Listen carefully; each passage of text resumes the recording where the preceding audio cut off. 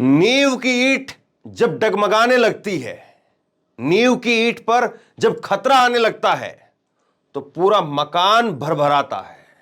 इस वक्त में कुछ इसी तरह की स्थिति है। सुप्रीम कोर्ट के अंदर मोदी सरकार, एसबीआई, चुनाव आयोग, इन सब को लेकर के जिस तरह से जो माहौल बना हुआ है, पूरा देश देख रहा है कि एक के बाद एक लगातार सुप्रीम कोर्ट की तरफ से जो टिप्पणियां निकल करके सामने आ रही है, कैसे उन टिप्पणियों की चपेट में पूरी सरकार और उनके समर्थक और सरकार के साथ में रहने वाली लॉबी वो इस वक्त में कहां पर है। रामदेव को लेकर के एक बड़ी खबर मैं आपको बताने वाला हूं। रामदेव, वो बाबा रामदेव जो कि राहुल गांधी के लिए ना जाने क्या क्या कहते रहे, वो रामदेव जो कि मुसलमानों के लिए ना जाने क्या क्या कहते रहे, लेकिन अब वही रामदेव उनको कोर्ट के अंदर पेश होना पड़ेगा। सुप्रीम कोर्ट एक तरफ एसबीआई, चुनाव आयोग, इन सबको जो है वो डेडलाइन देने लग रहा है, और उसी तरह से अब एक डेडलाइन मिल गई है रामदेव को। रामदेव को भी डेडलाइन मिल गई है, रामदेव को पेश होना पड़ेगा। और अगर रामदेव और उसके सहयोगी पतंजलि के एमडी आचार्य बालकृष्णन अगर नहीं पहुंचे तो फिर चलेगा सुप्रीम कोर्ट का हथौड़ा। अवमानना का केस क्यों ना किया जाए, यह सुप्रीम कोर्ट ने कहा है। और सोचिए किस लिए कहा है, यह खबर तो मैं आपको बताऊंगा ही। सोचिए बाबा रामदेव किस ताकत के साथ में गरज रहे थे, और कोरोना के समय पर जब लोग मर रहे थे तो अपनी दवाई कोरोनिल उसका प्रचार करने पर लगे हुए थे। कोरोनिल को जो है वो 525 रुपए में बेच करके मुनाफे का ऐसा धंधा, गजब बात है। तो अब रामदेव को लेकर के एक बड़ी खबर निकल करके सामने आई है। रामदेव को पेश होना पड़ेगा। रामदेव और पतंजलि के एमडी को सुप्रीम कोर्ट में पेश होने के लिए कहा गया। पतंजलि के गुमराह करने वाले दवा विज्ञापन का यह मामला है। रामदेव ने कोर्ट से जारी नोटिस का जवाब नहीं दिया था। कोर्ट ने 1 करोड़ रुपए तक के जुर्माना लगाने की बात कही थी। रामदेव और बालकृष्णन को अगली तारीख पर पेश होना पड़ेगा। आईएमए ने 17 अगस्त 2022 को याचिका दायर की थी। मधुमेह और अस्थमा को पूरी तरह से ठीक करने का दावा किया था, और इसके साथ साथ कोरोना को लेकर भी कई तरह के दावे किए गए थे। एक बयान मैं आपको सुनाऊंगा तो आप कहेंगे कि इसी देश में हुआ है क्या ये। और उस वक्त में हुआ था जब लोग डॉक्टरों के सहारे ही जिंदा थे। उस वक्त में डॉक्टरों को लेकर के और एलोपैथी को लेकर के क्या कहा गया था, जरा सुनिए। रामदेव का बयान है, मैं कोट कर रहा हूं। एलोपैथी स्टूपिड और दिवालिया साइंस है। लाखों लोगों की मौत एलोपैथी की दवा खाने से हुई है। हॉस्पिटल और ऑक्सीजन न मिलने से जितने लोगों की मौत हुई, उससे ज्यादा की मौत तो एलोपैथी की दवा खाने की वजह से हुई है। मतलब जिस वक्त में डॉक्टरों को लोग भगवान मान रहे थे, और जिस वक्त में डॉक्टर 24-24 घंटे अपने परिवार को छोड़ करके और 2-2, 3-3 जैकेटें पहन करके, वो जो पूरी किट पहननी होती थी कोरोना से बचाव करने के लिए, वो किट पहन करके काम कर रहे थे पसीने में। कई डॉक्टरों की वीडियो आती थी कि पैरों की जो उंगलियां हैं वो पसीने के अंदर एकदम से गलने की कगार पर पहुंच गई है। हाथों की उंगलियों की हालत हो गई है। 12-12 घंटे, 14-14 घंटे तक मास्क नहीं निकाल पा रहे थे डॉक्टर। खाना भी कोई और खिलाता था। यह स्थिति थी। और उस वक्त में डॉक्टरों को लेकर के, एलोपैथी को लेकर के इस तरह के बयान रामदेव की तरफ से दिए गए। कई ऐसी दवाएं रामदेव की थी जिनको लेकर के सुप्रीम कोर्ट ने कहा भी, कोर्ट की तरफ से फटकार लगी कि आप ये मत करिए।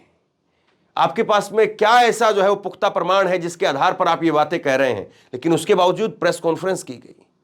उसके बावजूद रामदेव ने तरह तरह की बातें कही। और रामदेव की कहानी केवल इतनी नहीं है।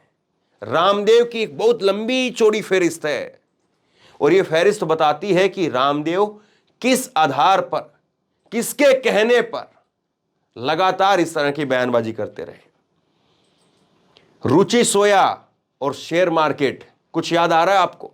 मैं आपको बहुत बड़ी खबर आगे बताने वाला हूं, बहुत बड़ी खबर। और जिस तरह से रामदेव ने वैक्सीन को लेकर के जो बयान दिए वो भी आप सुनिएगा। तो रामदेव का ये आखिरकार कैसे सुप्रीम कोर्ट के पास में जो फाइल पहुंच गई है, ये तो शुक्रिया मनाइए कि डीवाई चंद्रचूड़ साहब उस बेंच का हिस्सा नहीं है। हालांकि सीजीआई हर बेंच का हिस्सा हो ये मुमकिन भी नहीं है, लेकिन सीजीआई की तो अदालत तो है ही। चंद्रचूड़ साहब के नेतृत्व में इस वक्त लोग कहते हैं कि माहौल बदल गया है, सुप्रीम कोर्ट का भी माहौल बदल गया है। और इसीलिए हम एसबीआई, चुनाव आयोग, हर वो चीज जो मोदी सरकार को झटका पहुंचा सकती है, हर उस चीज में हम देख रहे हैं कि एक के बाद एक लगातार सरकार को झटके लग रहे हैं।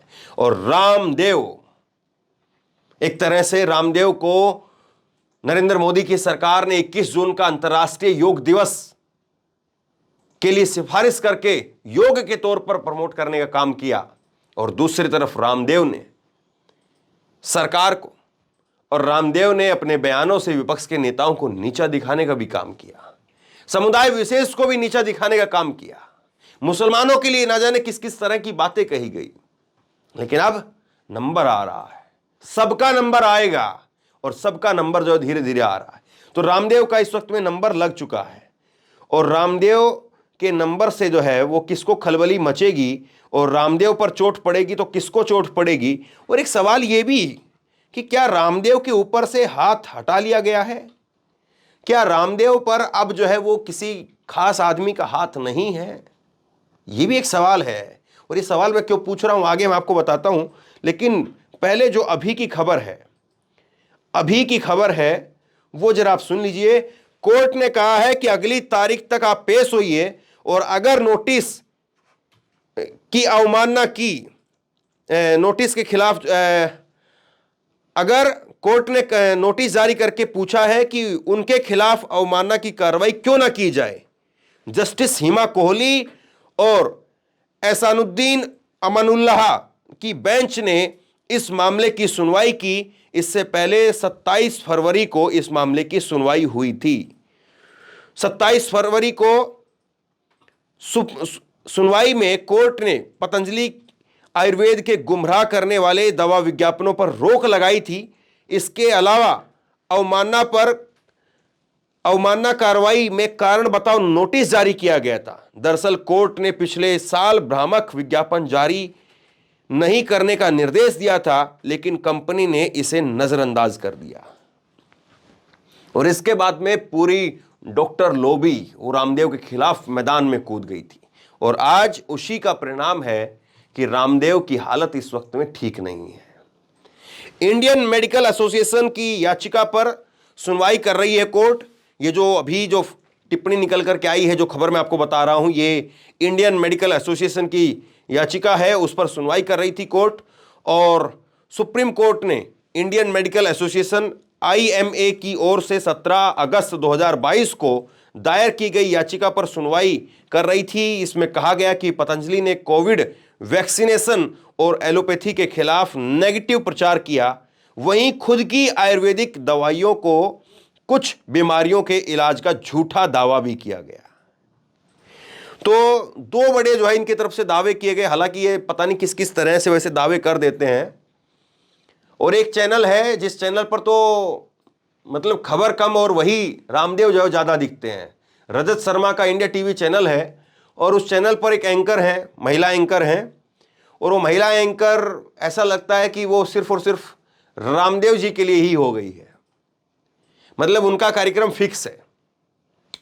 और वैसे भी खैर रामदेव की खबरें अब कौन चलाएगा? हर जगह उनके बिस्किट बिकते रहते हैं, कहीं उनकी साबुन बिकती है, कहीं उनका कुछ और बिकता है। सारे चैनलों पर तो विज्ञापन रामदेव के चलते हैं।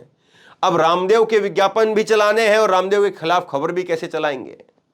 पैसा तो रामदेव से आना है, पैसा तो विज्ञापन का आना है। एक तरफ तो जो है चैनल वहां पर बैठे रहते हैं कि साहब विज्ञापन का रेट बढ़ा दीजिए, कुछ 2 पैसे नहीं 4 पैसे कर दीजिए, 3 पैसे कर दीजिए।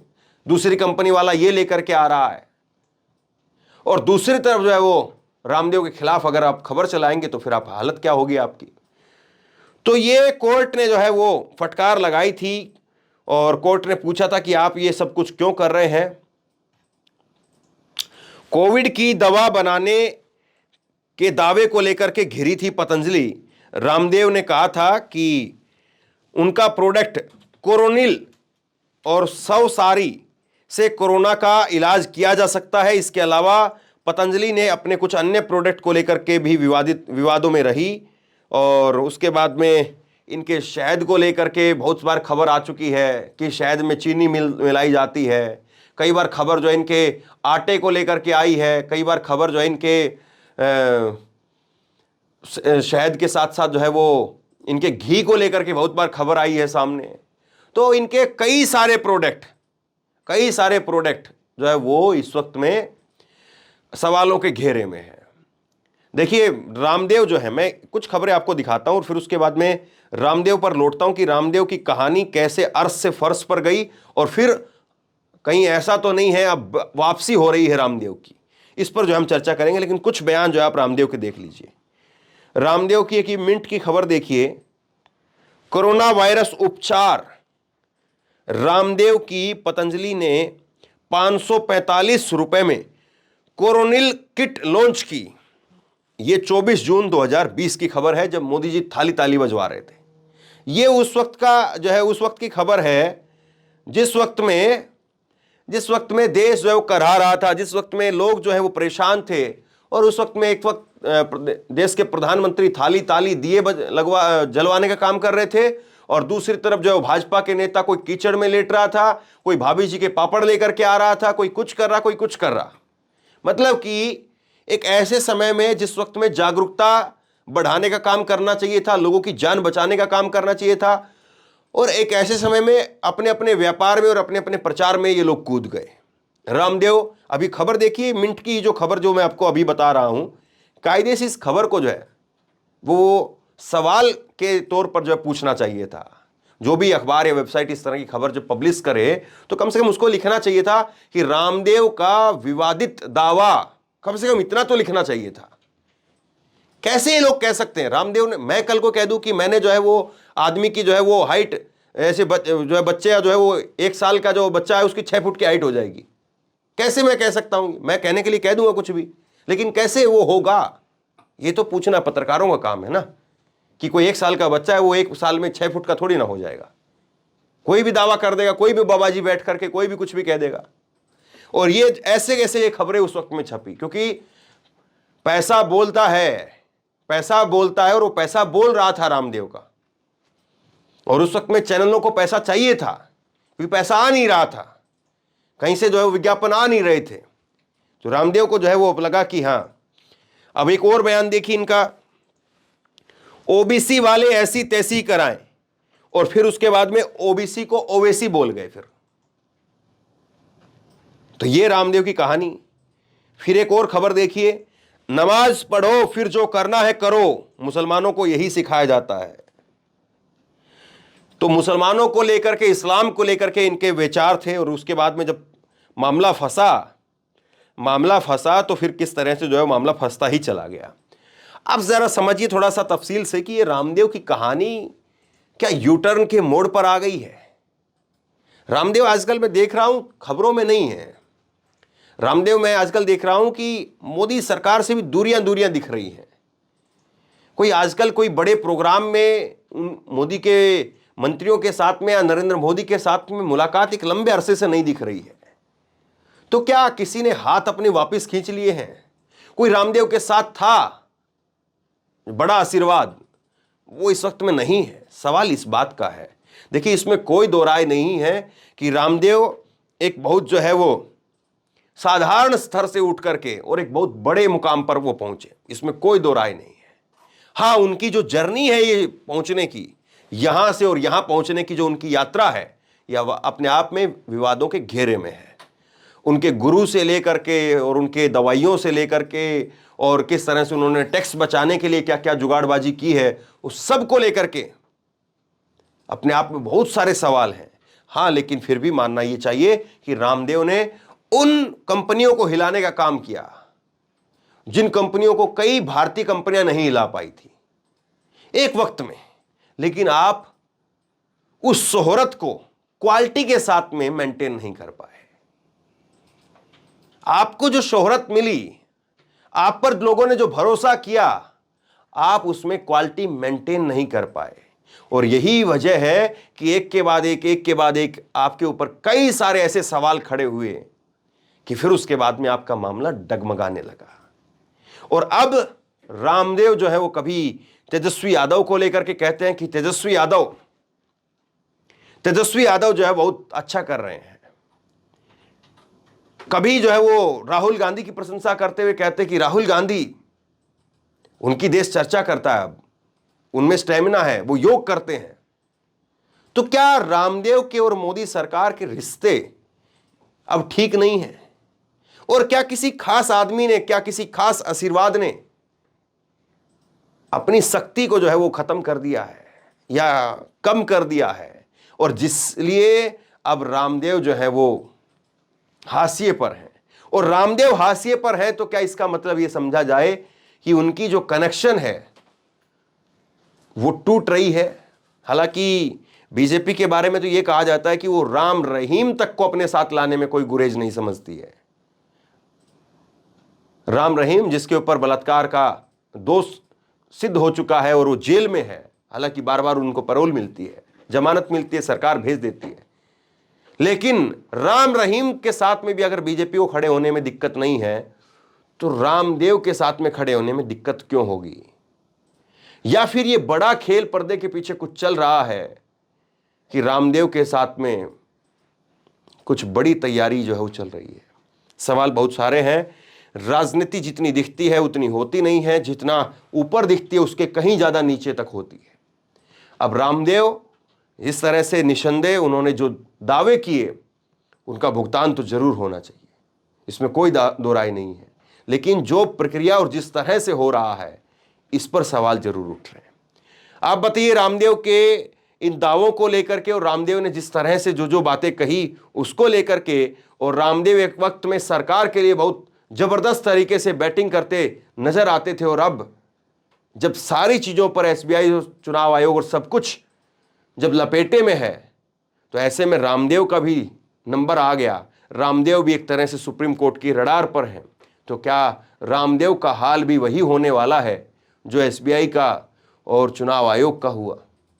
आप क्या सोचते हैं नीचे कमेंट बॉक्स में लिख करके जरूर बताइए। इस वीडियो को खूब शेयर कीजिए, लोगों तक पहुंचाइए, और इसी तरह की तमाम खबरों के लिए ऑनलाइन न्यूज इंडिया को सब्सक्राइब कीजिए। साथ में जो बेल आइकन है, घंटी, उसको जरूर दबाइए, ताकि जैसे कोई खबर अपलोड करें उसकी नोटिफिकेशन सीधे सबसे पहले आपको मिल सके। अगर ये वीडियो फेसबुक पर देख रहे हैं तो फेसबुक पर हमारे पेज को लाइक कीजिए, फॉलो कीजिए और इस खबर को शेयर कीजिए।